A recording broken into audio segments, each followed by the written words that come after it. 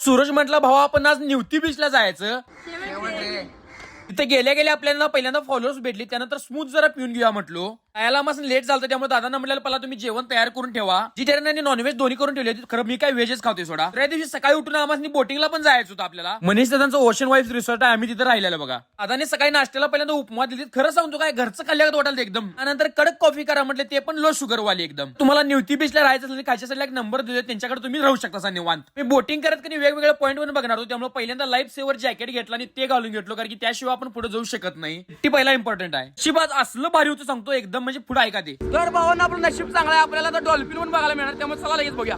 एकदम कधी शेवट विषय झालता.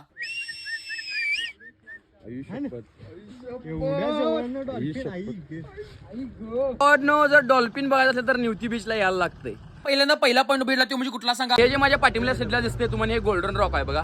त्यानंतर आम्ही दुसऱ्यांदा भेटले ते म्हणजे पक्ष्यांचा आयलंड आहे बघा. हे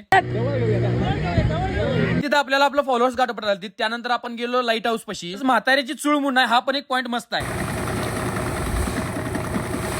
जरासं पुढे गेला का नाही मग एक दुसरा पॉईंट होतो, कुठला सांगा. ते तुम्हाला आता पाठीमल्या साईडला दिसाले, याला म्हणायची म्हाताऱ्याची गुफा.